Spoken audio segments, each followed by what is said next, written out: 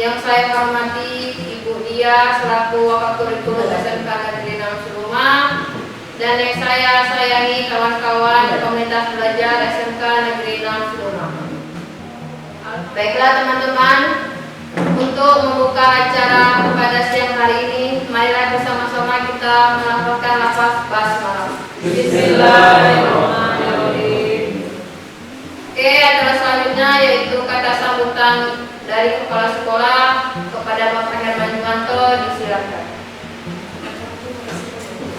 Bismillahirrahmanirrahim. Assalamualaikum warahmatullahi wabarakatuh. Waalaikumsalam warahmatullahi wabarakatuh. Alhamdulillahirabbil alamin.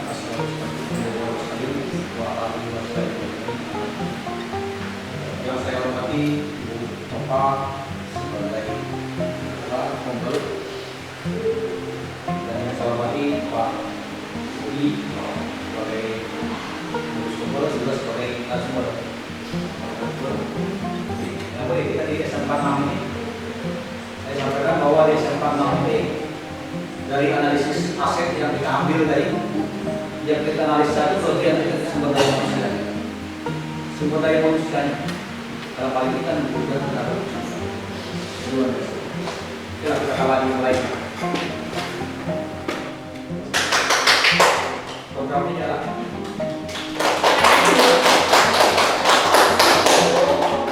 Alhamdulillah kita sudah mulai mengimpaskan sekolah-sekolah yang memang membutuhkan ya ilmu ya kan bagi dari itu kepada Bapak Ibu yang dulu tolong ikuti ya kan, kalau ada undangan dari kegiatan kembali kita kan mau melakukan jam pelajaran kepada Ibu Bapak juga sebagai narasumber ya kan, kita selalu berinovasi untuk depannya, kita jangan sampai ketinggalan dari berbagai informasi. Terus sekarang ini kalau pertemuan-pertemuan di mana-mana itu orang tidak membahas tentang di lapangan, tapi orang melihat progres apa yang kita kerjakan. Jadi mungkin itu saja yang dapat disampaikan. Belum ada juga siap, silakan nanti materi kita sampaikan di kita buka diskusi dan jawab kemajuan sekolah. Saya diri. Assalamualaikum warahmatullahi wabarakatuh. Waalaikumsalam. Oke, sebelum acara selanjutnya, marilah kita tutup acara pembukaan ini dengan sama-sama melafazkan lafaz hamdalah. Alhamdulillah. Saya selaku pembawa acara, saya Ari. Wassalamualaikum warahmatullahi wabarakatuh. Terima kasih atas waktu yang telah diberikan oleh pembawa acara. Saya buka kembali. Assalamualaikum warahmatullahi wabarakatuh. Waalaikumsalam warahmatullahi wabarakatuh. Baik Bapak Ibu, pada kesempatan ini saya ingin mengimbaskan atau mendiseminasikan apa yang telah kami dapatkan saat mengikuti pelatihan kemarin di TAIS ya kan, dari BGB tentang penguatan implementasi kurikulum merdeka. Jadi kami bagi materi untuk pertama ini saya akan membahas tentang kebijakan kurikulum merdeka.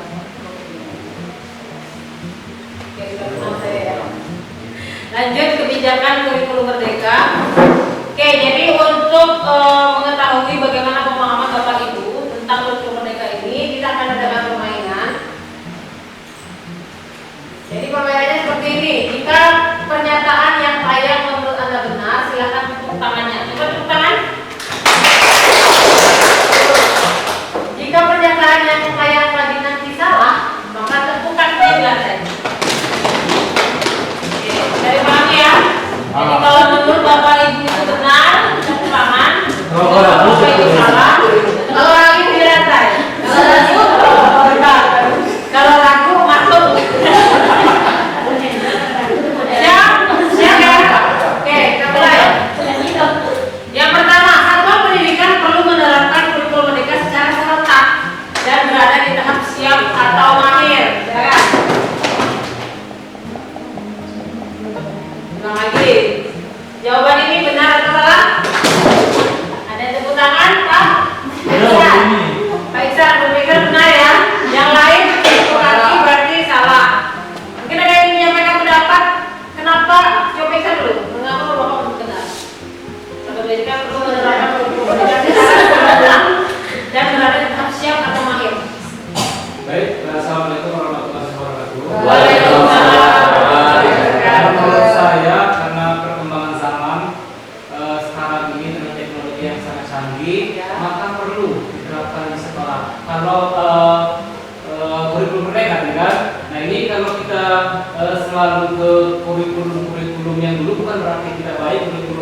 baru kita tidak dapat ilmu-ilmu baru. Oke, jadi kita menangkap persepsi dari Pak Iksan bahwa menurutnya kurikulum merdeka ini penting, jadi perlu diterapkan. Kita perhatikan kalimatnya di sini secara serentak dan berada di tahap siap atau mahir. Apakah kita langsung menerapkan langsung mahir? Tidak. Bagaimana dengan kita dulu? Kita bagaimana menerapkan pertama kurikulum merdeka? Kita lakukan evaluasi refleksi ya kan? Oke, jadi jawabannya adalah tidak. Bahwa dalam pendidikan menerapkan sesuai dengan kesiapan masing-masing ya, sesuai dengan kesiapan masing-masing dan bertahap. Mungkin kan kita kan dibagi tiga ya kan, ada yang tahap belajar, ada yang tahap berkembang, ada yang sudah mahir. Nah, mungkin saat evaluasi mengisi angket, oh ternyata hasilnya di tahap belajar tahap 1. Oh boleh masih menerapkan kurikulum 13 boleh diterapkan, namun menerapkan beberapa prinsip dari kurikulum merdeka seperti kelima dan pembelajaran diferensiasi itu sudah mulai diterapkan. Kalau sudah di tahap tengah seperti kita, nah berarti kita sudah menerapkan secara penuh struktur kurikulum. Ada yang dari tahap mahir, mungkin sudah tahun kedua, tahun berapa, mereka sudah sangat siap. Itu mereka mengimbaskan ke sekolah-sekolah lain. Jadi tidak harus serentak ya, tidak harus serentak, harus mahir semua, harus sekaligus dalam jangka waktu yang sama harus mahir dan memulai bersama, tidak. Jadi sesuai dengan kesiapan dari masing-masing satuan pendidikan. Oke, kita masuk ke pertanyaan kedua. Menurut Permendikbud nomor 12 tahun 2024, kurikulum satuan pendidikan ditetapkan oleh kepala satuan pendidikan. Kenapa matung? Ditetapkan oleh kepala satuan pendidikan. Benar atau salah Bapak Ibu? Ya, tidak ada yang tertentu ya? Salah semua nih. Saya ulangi lagi, benar atau salah? Ini jawabannya apa? Oke, kita dengarkan pendapat dari Bu Yudit ini dengan keyakinan penuh, tentang ilmiah. Kenapa menurut Bu Yudit salah? Karena walaupun saya belum paham belum membaca permen, Ya. tapi tidak mungkin dalam suatu organisasi itu hanya kepala satuan yang menentukan, harusnya atas keputusan bersama. Oke, bisa kita terima ya pendapat dari Bu Yudit bahwa menurut dia untuk menentukan kurikulum butuh peran dari seluruh warga sekolah, tidak hanya kepala sekolah, ada orang tua, ada murid, ada guru, ya kan, ada tenaga pendidikan dan lain-lain.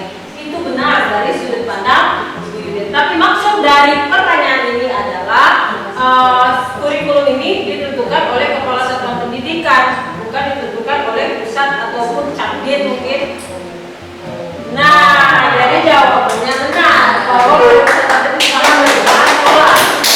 Ya, sesuai dengan Permen nomor 12. Jadi pengawas tugasnya memfasilitasi, ya kan?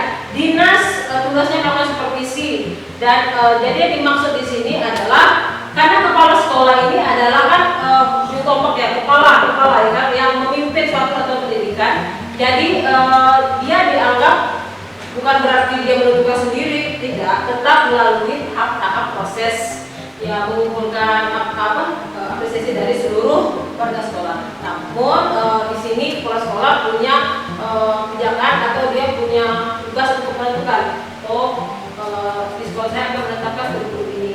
Jadi tapi tetap dengan mendengarkan apresiasi dari seluruh warga sekolah juga. Jadi tidak ditentukan oleh Cakdin, tidak ditentukan oleh dinas. Oh yang menentukan yang pakai rumah sekolah ini tidak. Jadi kepala sekolah di sini selaku pimpinan yang menentukan seperti itu. Jadi bisa dipahami Ibu ya. Kita lanjut pertanyaan ketiga. Format kurikulum satuan pendidikan tidak perlu dibuat seragam. Ya, kok ada masih daerah.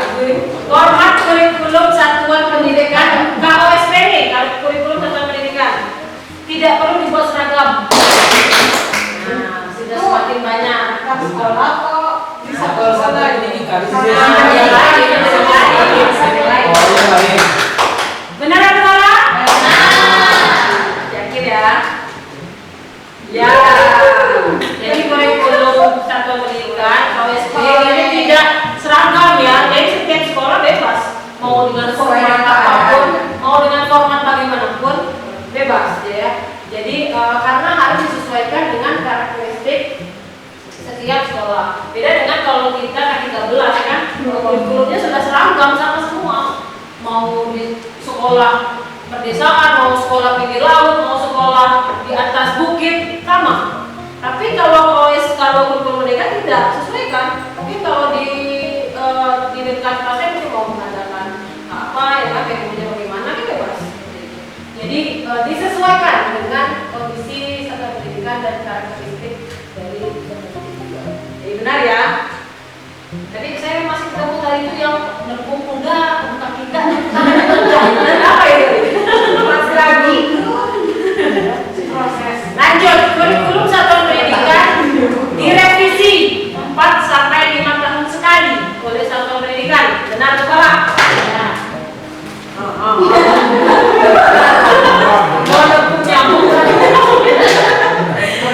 Ulang lagi, kurikulum direvisi 4 sampai 5 tahun sekali. Nah,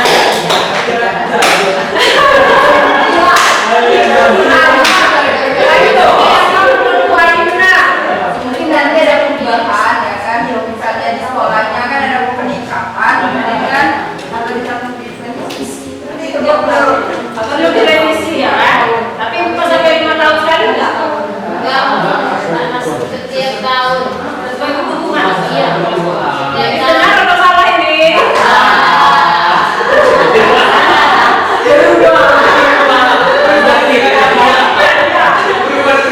Iya, jadi kurikulum memang bisa direvisi, tapi sesuai dengan kebutuhan.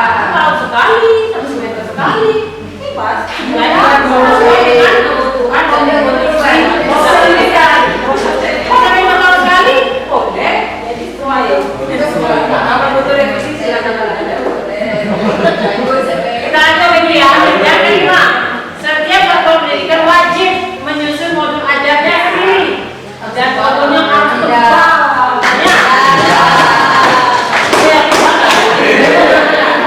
Kayaknya harus tebal deh, Pak. Karena saya harus tebal. Yang benar itu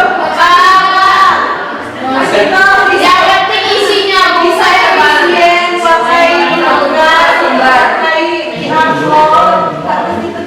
Tidak harus menyusun sendiri. Tidak boleh ya. Jadi modalnya kerja wajib itu ini. Apalagi sekarang kita punya apa itu yang membantu kita? IMM, PMM. Jadi di sana berseliweran banyak sekali modul ajar yang mau kita adopsi, kita gunakan. Tapi tetap kita baca dulu. Baik Pak, dengan kondisi sekolah kita. Jadi tidak harus buat sendiri dan juga tidak harus sudah boleh sendiri. Lanjut Bapak Ibu, pertanyaan ke-6. Asesmen awal digunakan untuk mengetahui kemampuan tokoh peserta didik dalam kaitannya dengan tujuan pembelajaran. Pertanyaan terus lagi.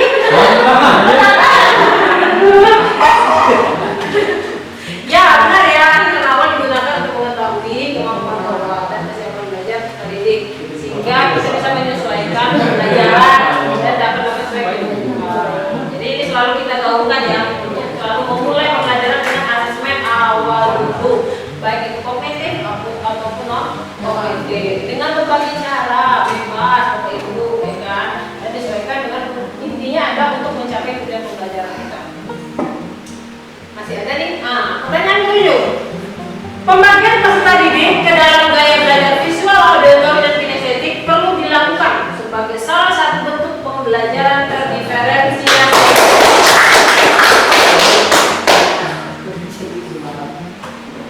Benar atau salah? Perlu, harus Bapak Ibu. Kalau harus tidak, tapi perlu dilakukan. Ya, kita lihat jawabannya. Tidak Bapak Ibu ya. Jadi pembelajaran terdiferensiasi tidak perlu dilakukan sebagai pembagian gaya belajar. Jadi sekarang sudah mulai beralih nih pemahaman tentang diferensiasi. Dari selama ini hanya selalu mengaitkan dengan gaya belajar, sekarang tidak. Jadi gaya belajar itu dianggap sebagai cara belajar yang harus dikembangkan, bukan dikelompokkan. Jadi bagaimana nih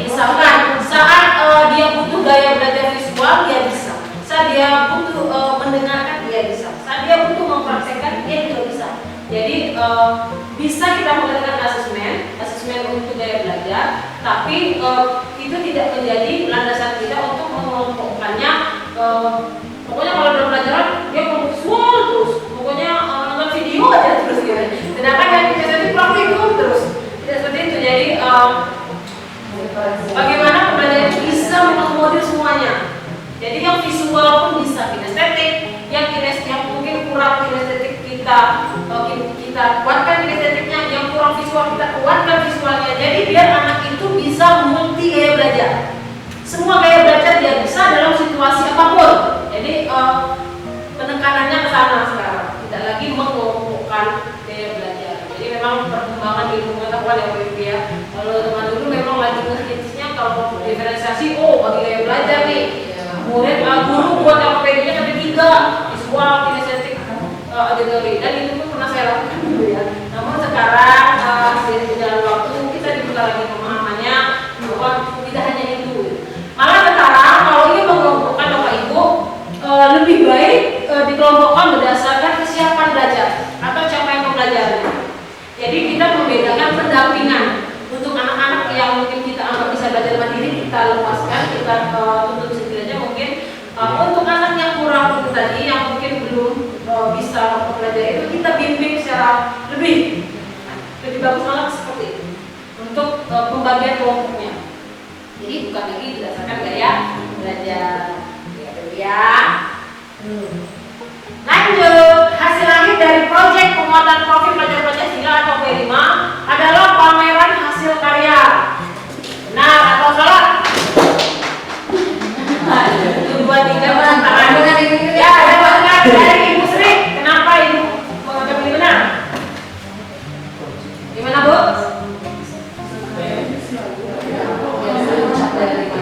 Proyek harus ada hasil, ada karya. Pameran hasil karya. Oke, selalu pameran hasil karya. Ya, jadi kalau nggak ada pameran hasil karya, berarti kayak gimana gagal ya? Ya, itu Ibu sering. Tadi yang tukang lagi jalan. Yang lain tadi terlalu lagi, bisa boleh kita tadi. Jadi bisa. Bukan kami salah. Kita baca judulnya, proyek penguatan apa Ibu? Profil itu kaitannya dengan apa? Sikap, karakter. Ada 6 dimensi, ya kan? Kita mau menguatkan gotong royongnya, kita mau menguatkan kemandiriannya, kita mau meningkatkan iman dan takwanya, kita mau meningkatkan nalar kritisnya, ya kan? Kita mau meningkatkan pendidikan globalnya. Itu yang mau ditingkatkan, ya kan? Ada tidak adanya produk itu tidak salah. Ya, jadi itu tidak menentukan hasil akhirnya, tapi karakter itu yang membentuk. Ya, tidak ada produk tidak apa-apa, yang penting hasil itu tidak.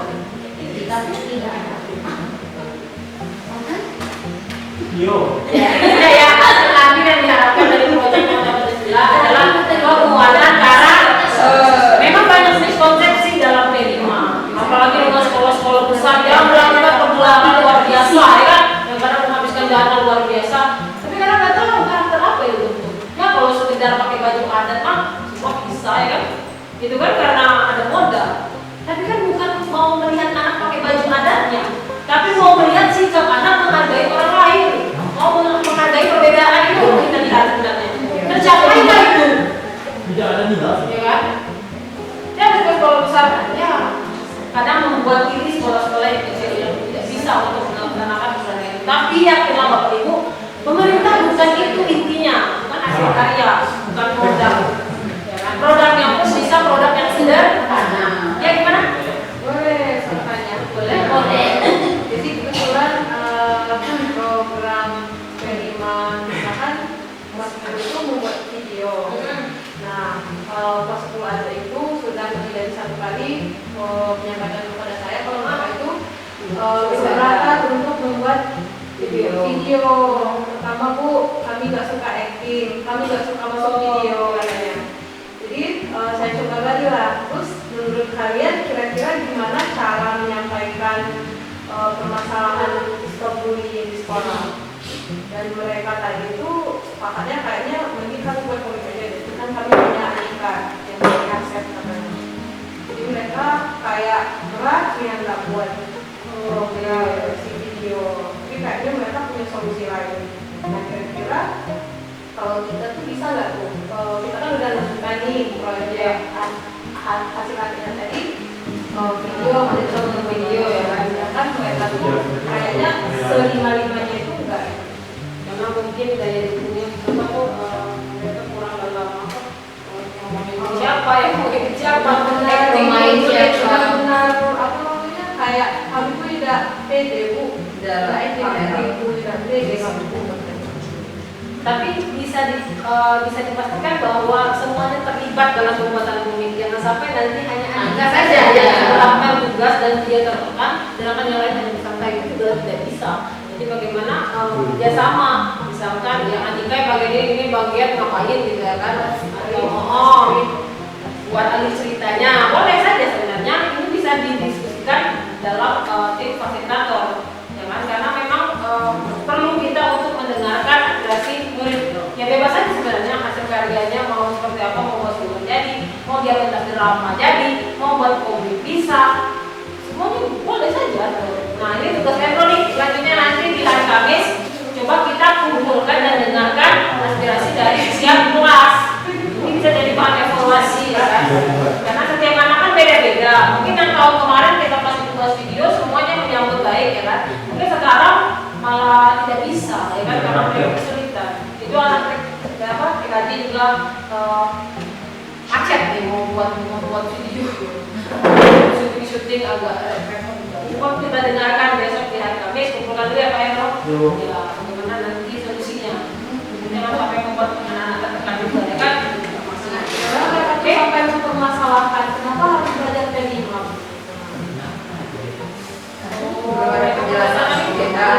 Kenapa kita harus belajar buku merdeka? Sampai kayak ini lahan tadi butuh pencerahan juga. Sebagai guru kita bagaimana menjawab pertanyaan-pertanyaan yang muncul. Jadi dari sini Bapak Ibu harus memahami apa sebenarnya inti dari guru mereka. Sampai anak stop dulu, ibu kena diajak. Jangan perlu nambah. Anak peragu kita adalah yang kalau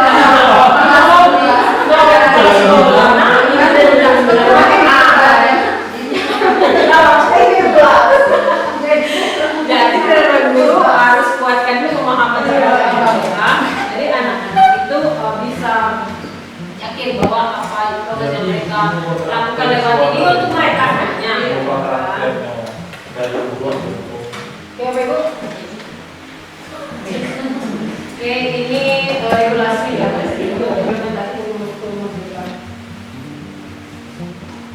Oke, jadi kurikulum merdeka ini dirancang dengan 3 prinsip. Yang pertama fleksibel, lalu fokus pada penguatan esensial, dan yang terakhir adalah pengembangan karakter. Sebenarnya di kurikulum apapun itu ada pengembangan karakter ya kan. Jika 13 pun ada pengembangan karakter. Jadi yang pengembangan karakternya itu terdiri dari dalam mata pelajaran. Ya. Kalau sekarang ini di kurikulum merdeka diistimewakan dibuat jam khusus untuk pengembangan karakter melalui proyek-proyek yang harapannya itu bisa membangun karakter anak.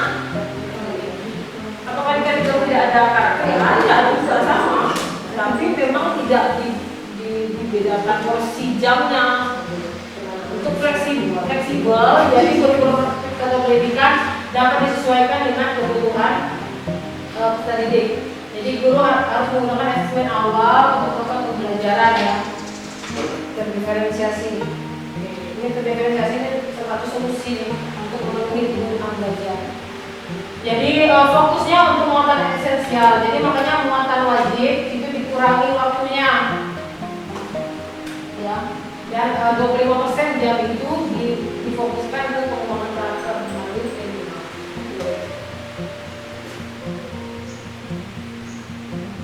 Ini poin-poin kita cari yang SMK. Pembaruannya diperlukan nomor 12 untuk jenjang SMK, jumlah minggu efektif pada kelas 12 program 3 tahun dan kelas Oh, itu program 4 tahun diasumsikan setara dengan 32 minggu. Ya, jadi kalau biasanya untuk kelas 10-11 itu dalam 1 tahun dianggap 36 minggu, ya kan? Tapi kalau di kelas 12 itu hitungannya 32 minggu pembagian. Terus mata pelajaran PKL dilaksanakan paling sedikit selama 1 semester atau 16 minggu efektif untuk program 3 tahun. Jadi kita kemarin kan 6 bulan, tapi 1 bulannya persiapan, 1 bulannya laporan, 4 bulannya laporan. Itu hanya 1 semester. Ya. Itu untuk SMK. Tidak ada terlalu banyak perubahan.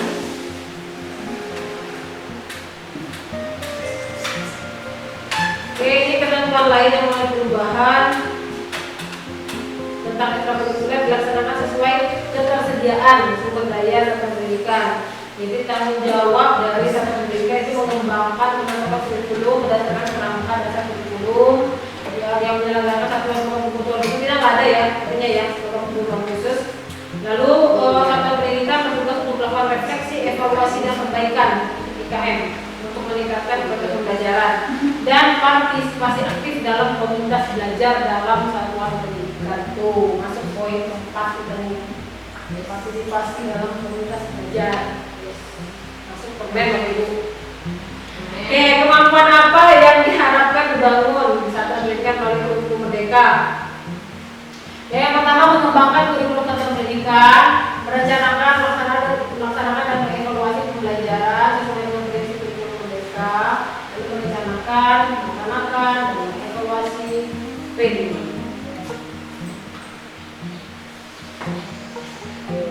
Kita masuk materi selanjutnya, Bapak Ibu, tentang kurikulum. Apa fungsi dari kurikulum satuan pendidikan? Oke. Jadi kurikulum itu adalah dokumen hidup ya. Dan juga dokumen yang menampilkan ciri khas dari satuan pendidikan. Dan dokumen ini dalam pembentukannya melibatkan seluruh pemangku kepentingan sehingga memunculkan rasa memiliki. Sama seperti menyusun kurikulum di mana melibatkan seluruh warga sekolah ya untuk menyusun kurikulum. Nah, kemarin saat dulu menyusun kurikulum saya ajak Pak Mokli ya kan, saya ajak para wakaf. Dan juga dalam pembentukan visi misi kan kemarin kepala sekolah juga mengajak guru-guru untuk menyusun visi. Jadi agar visi itu bisa dipahami oleh semua, dan kita merasa memiliki visi misi dan tujuan yang sama. Jadi visi misi itu bukan dimiliki oleh kepala sekolah saja, tapi kita sebagai anggota dan sebagai guru juga ingin mewujudkan visi misi itu bersama. Jadi ada rasa gotong royong, kompakan ya, untuk mau seperti apa sih sekolah ini. Oke, ini prinsip penyusunan kurikulum satuan pendidikan. Yang pertama berpusat pada peserta didik, kontekstual, esensial, akuntabel, dan melibatkan berbagai pemangku kepentingan.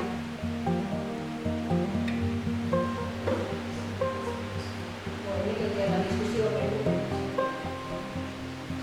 Nah, ini peran pengawas. Peran pengawas itu memfasilitasi satuan pendidikan, kan? Membantu mendorong menggerakkan sekolah untuk melakukan IKM.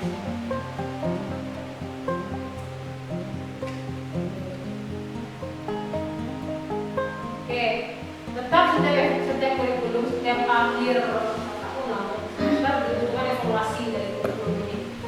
Ya, kenapa? Jadi proses evaluasi tidak seharusnya menjadi akhir dari proses penyusunan, tetapi ini menjadi awal dari siklus. Jadi dievaluasi dan hasil evaluasi itu untuk perbaikan ya kan, untuk merencanakan apa sih untuk selanjutnya. Jadi dia masuk ke dalam siklus. Ya, jadi bukan sudah evaluasi, sudah selesai program kita, enggak. Evaluasi itu bisa menjadi awal. Jadi modal awal kita sama kayak kita asesmen ya kan. Kita asesmen formatif di bab ini. Itu asesmen akhir atau sumatif di bab itu bisa menjadi asesmen awal untuk bab selanjutnya. Kita tahu capaian anak seperti ini. Itu bisa jadi modal kita untuk asesmen awal di bab selanjutnya. Jadi dia tuh kayak siklus saja, mutar-mutar aja gitu. Refleksi, pelaksanaan, perencanaan, pelaksanaan, evaluasi. Perencanaan, pelaksanaan, evaluasi gitu aja terus. Ya. Ini contoh penggunaan rapor. Ini di SMP. Jangan lupa itu. Kemampuan apa yang perlu dibangun oleh pendidik dalam perencanaan pembelajaran? Yaitu kemampuan perencanaan pembelajaran lingkup pendidikan dan kemampuan perencanaan pembelajaran lingkup kelas.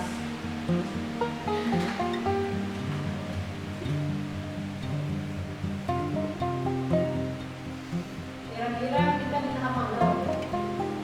Satuan pendidikan mengidentifikasi tahap kesiapan. Kita di tahap mana nih kira-kira Wahyu? Tahap awal, tahap berkembang, tahap siap, atau tahap mana? Menggunakan ATP disediakan oleh Kemendikbud. Ini baru tahap awal nih. Kalau tahap berkembang, lakukan penyesuaian terhadap ATP disesuaikan dengan Kemendikbud berdasarkan karakteristik atau pendidikan. Tahap siap atau mahir.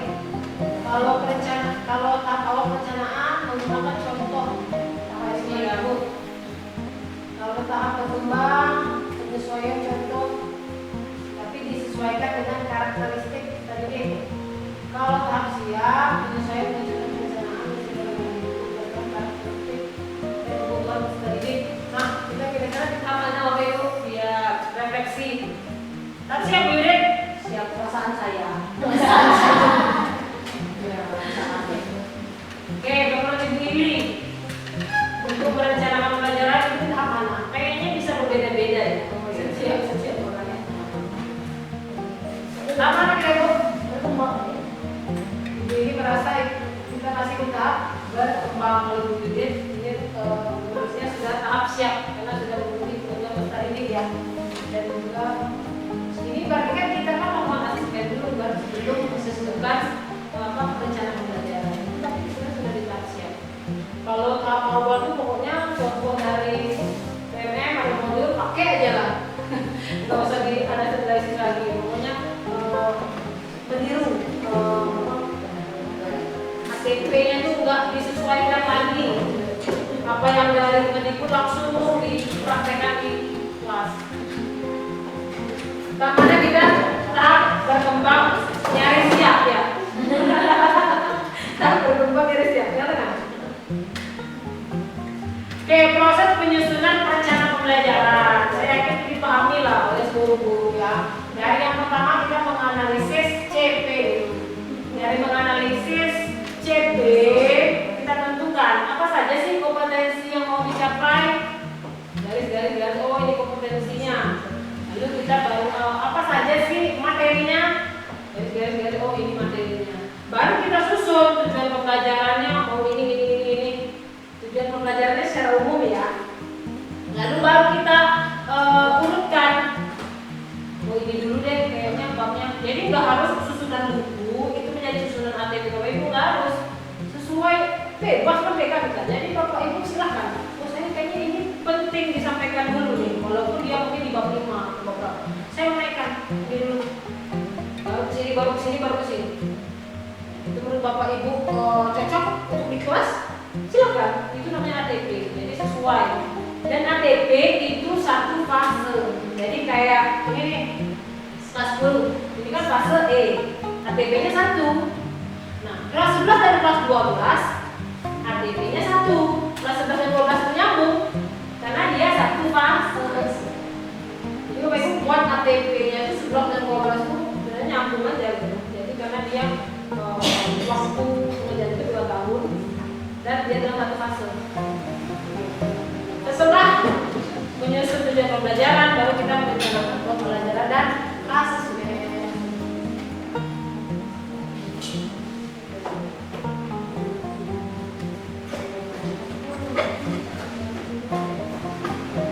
Ini keterpaduan antara pembelajaran dan asesmen. Jadi selain pembelajaran, asesmen penting, baik di awal ataupun di akhir. Di awal asesmen awal. Selama proses asesmen formatif, kalau di akhir asesmen sumatif namanya aja.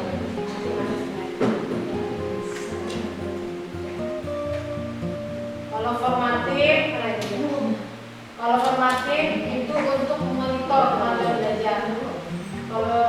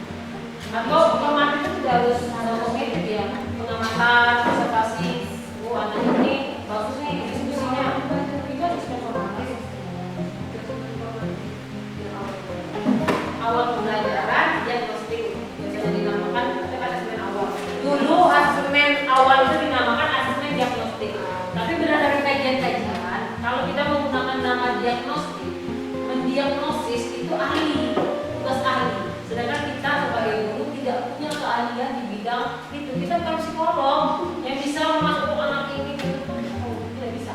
Kita belum ada keahlian itu. Makanya sekarang namanya diubah, bukan lagi asesmen diagnostik, tapi menjadi asesmen awal. Nah, kita sebagai guru kan, kalau mau asesmen diagnostik kita undang psikolog, ya kita undang ahli dalam bidang itu. Jadi kan apalah mereka mungkin yang sarjana psikolog bisa untuk melakukan asesmen diagnostik. Jadi lebih ke penggunaan bahasa itu. Jadi tidak membebani kita ya kan? Karena kan asesmen diagnostik instrumennya juga kan bukan asal-asal juga. Mungkin dari setiap pernah nggak sih kita mengikuti nilai apa ya kalau kita mau ikut tes itu psikotes itu kan kita kan pertanyaannya itu kan dari kita menjawab itu orang tahu karakter kita kan.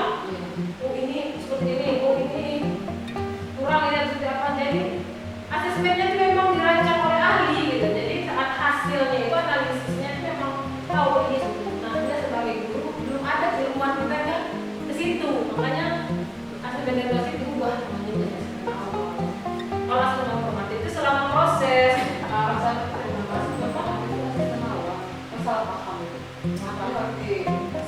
asesmen formatif bisa menjadi asesmen awal posisinya untuk pembelajaran selanjutnya.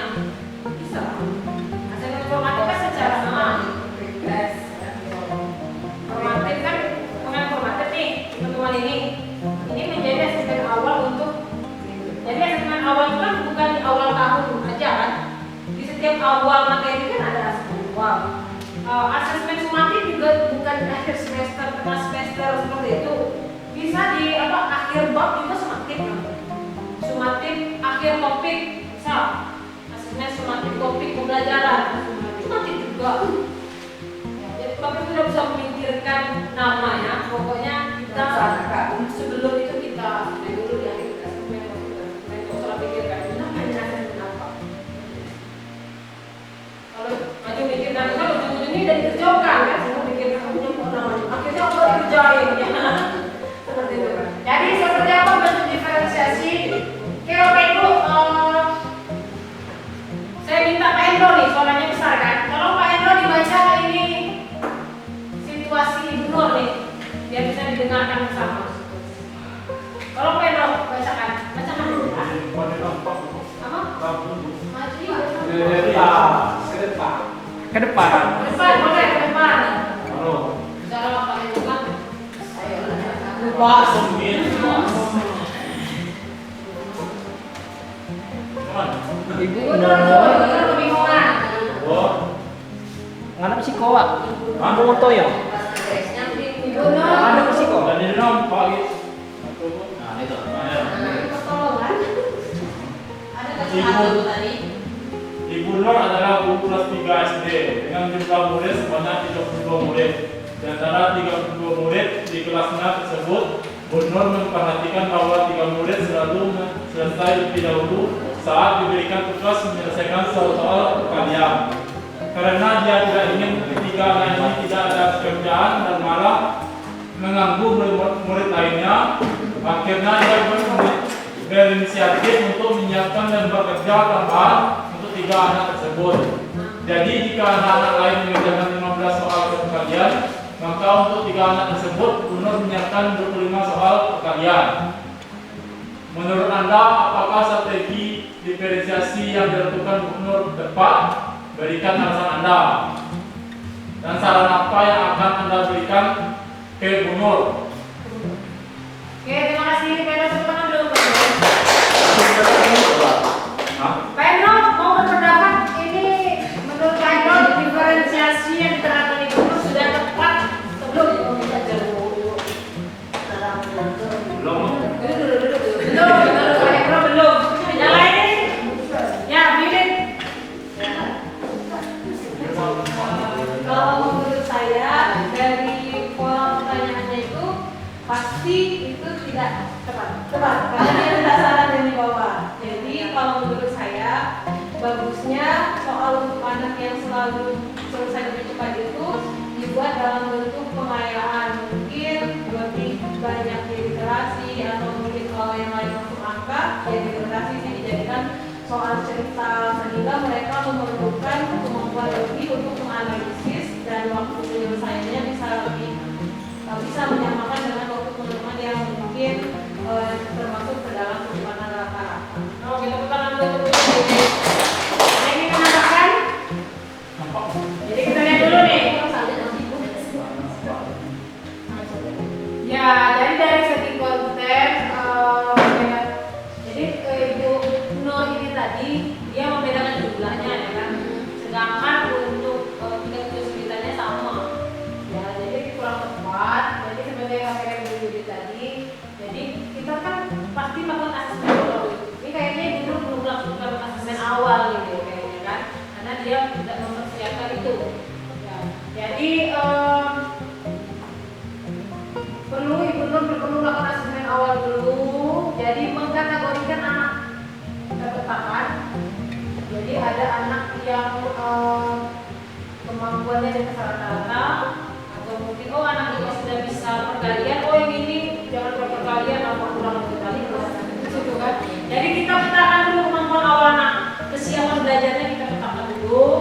Baru nanti untuk membedakannya bisa berdasarkan tingkat kesulitan yang berbeda. Seperti yang disampaikan tadi, itu soalnya yang lebih kita tingkatkan kesulitannya, kita soal pengayaan atau mungkin soal-soal yang butuh analisis yang mendalam. Jadi nanti mereka bisa terpenuhi semua kebutuhan belajarnya. Karena kalau yang ini dia merasa soal itu gampang ya, sudah selesai kan dia akhirnya berkeliaran kemana-mana ya kan.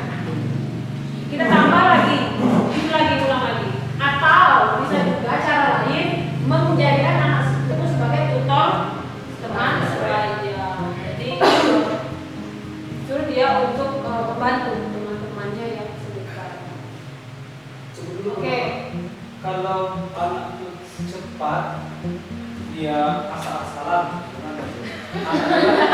Kalau cepat kan, nah itu dalam nilainya kecil, nah dia cuma kerja-kerjanya dan seperti itu. Nah, ini gimana kalau ketemu hasilnya tutor, hasilnya apa ya? Gimana kalau anak tuh dia setelah mengerjakan tugas selesai dalam 1 menit, 5 menit, buat dia.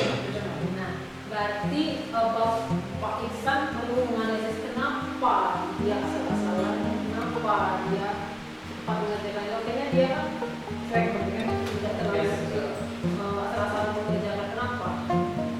Mungkin dia bosan dengan melihat kertas gitu kan. Coba kita buat bentuk seperti bermain game atau seperti apa kuis. Coba kita cobakan itu. Ada tak pengaruhnya? Mungkin kebutuhan kesenangannya tidak terpenuhi. Lihat kertas atau mungkin soal-soalnya menggunakan cerita, gitu. Atau mungkin bahasanya lebih mudah. Karena apalagi kalau matematika juga ya. Kalau Pak Iksan sendiri bagaimana kalau menggunakan masalah? Ada ketemu yang selesai tapi jawabannya kemana? Jawabannya. Saya juga ya di mereka ada. Padahal kadang anak itu lumayan tidak susah kadang-kadang, tapi itulah permasalahan kenapa anak sering atau cuek atau bagaimana dia langsung pas selesai dilihat dan tidak sesuai dengan apa yang diinginkan. Mungkin itu yang mungkin yang bisa saya katakan tadi bisa diubah mungkin dengan cara mungkin gambar bagaimana mungkin Atau buat suatu kegiatan yang banyak menggunakan aktivitas fisik. Misalkan berpindah dari sana ke sana, berlari, ambil soal di sana nanti cocokkan di sini. Wah, sekarang kan ada tuh flashcard, apa tuh yang permainan dia berbentuk soal.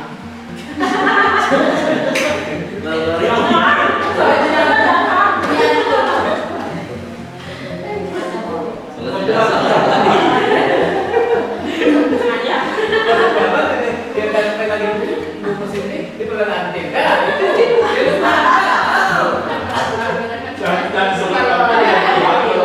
Sekarang awalnya surat lagi gitu, Suruh dia yang jadi model, lumayan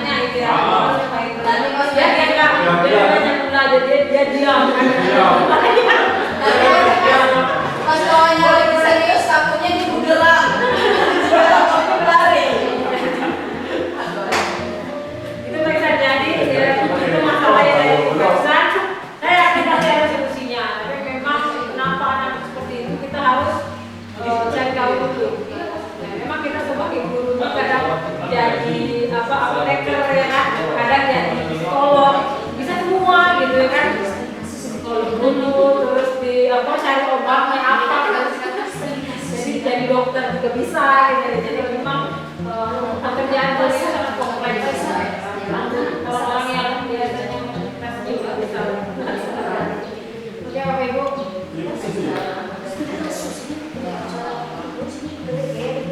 Oh ini kita.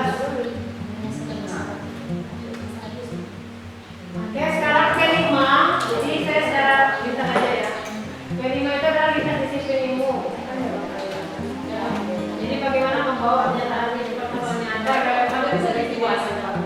Jadi mungkin untuk semester depan atau depan kita benar-benar buat P5 itu mungkin sekarang kita masih mengadopsi modul P5 yang dari kementerian kan. Kayaknya memang perlu kita buat P5 tapi memang yang dibutuhkan oleh sekolah ini. Misalnya permasalahan apa? Misal bagaimana merubah lahan itu bisa berguna atau dibuat kebun atau apa ya kan? Unit yang mana sih bisa nggak P5 itu kesana arahnya bisa. Tapi memang kita harus buat apa modulnya dulu, bagaimana ngapain dulu pengolahan lahan dan lain-lain. Jadi mungkin kalau sampai ke tanah kemudian diolah menjadi kebun, bisa itu kan bisa membangun jiwa raga juga, atau mungkin kearifan lokal, apa? Gaya hidup berkelanjutan, mengolah limbah mungkin atau limbah sawit kita buat apa gitu kan?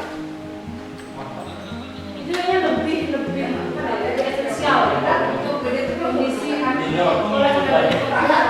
belajar belum.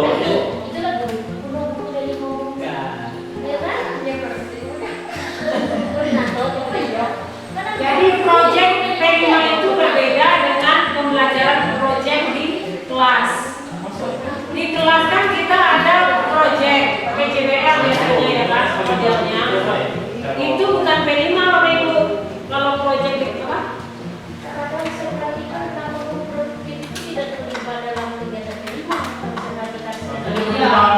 Itulah dulu. Jadi memang dalam struktur kurikulum memang tidak ada pembagian jam khusus di sana. Tapi bukan berarti kita benar-benar tidak melibatkan mereka, bisa kalau untuk berbagi saran, berbagi ide, mengawasi. Tapi dasar pelaksanaannya itu fasilitator yang mengawasi, membimbing anak-anak. Saya yakin kok produktif, malah kalau lahannya dihidupkan, diaktifkan, mereka malah berbagi. Mereka malah dibagi. Karena memang kalau dalam struktur kurikulumnya tidak, mereka tidak masuk tidak ada jatah untuk jadi harus dipilih. Nah, tapi karena kemudian mereka jadi tidak ada apa, semoga dengan ini mau nggak lah. Kan sama murid kita bersama, gitu kan? Bukan murid umum saja. Murid saja ini.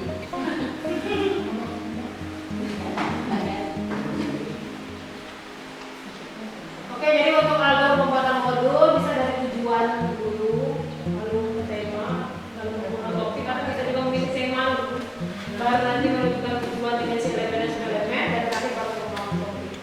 Jadi alur mana yang terpilih bebas, jadi karena A, B semua bisa. Oke, lalu berpikir.